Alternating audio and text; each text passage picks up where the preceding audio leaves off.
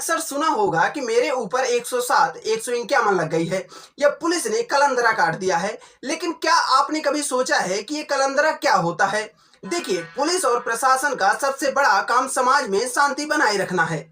जब किसी व्यक्ति से यह आशंका होती है कि वो शांति भंग कर सकता है, झगड़ा करा सकता है और माहौल खराब कर सकता है, तो पुलिस उसे रोकने के लिए एक कानूनी प्रक्रिया अपनाती है। इसी प्रक्रिया को कलंदरा कहते हैं। अब ये कलंदरा किसी अपराध की सजा नहीं है, बल्कि अपराध होने से पहले के एक एहतियात है। यानी व्यक्ति ने अपराध किया नहीं, लेकिन उसके खिलाफ शक है, वो शांति भंग कर सकता है। ऐसे में पुलिस उस पर कलंदरा बनाकर मजिस्ट्रेट को रिपोर्ट भेजती है। ये प्रक्रिया पहले दंड प्रक्रिया संहिता की धारा 107 और 151 में थी।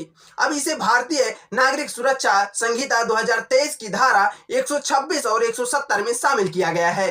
धारा 126 कहती है, अगर किसी एग्जीक्यूटिव मजिस्ट्रेट को लगे कि कोई व्यक्ति शांति भंग कर सकता है, तो वो उसे नोटिस भेज सकते हैं कि बताओ क्यों न तुम्हें 1 साल तक शांति बनाए रखने का बॉन्ड भरवाया जाए।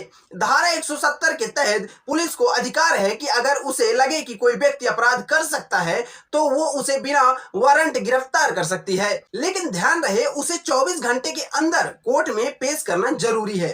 अब बात करते हैं कलंदरा के प्रकारों की।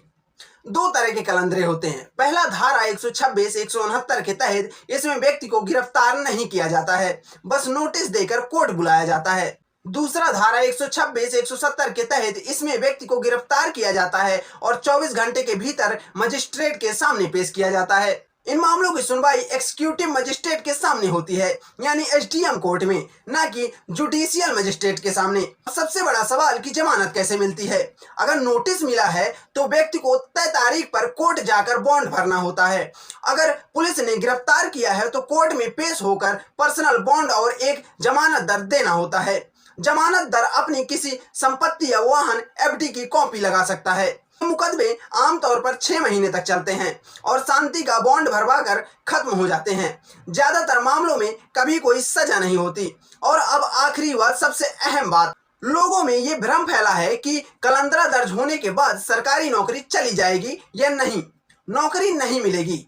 ये पूरी तरह गलत है, क्योंकि कलंदरा कोई अपराध नहीं है, बल्कि अपराध को रोकने के लिए एक प्रक्रिया है। इसीलिए जब एफआईआर दर्ज ना हो, सरकारी नौकरी पर इसका कोई असर नहीं पड़ता। तो अब जब अगली बार कोई बोले कि मेरे ऊपर कलंदरा लग गया है, तो समझ लेना वो अपराधी नहीं है, बस एक प्रशासन की नजर में संभावित मुसीबत है। क्योंकि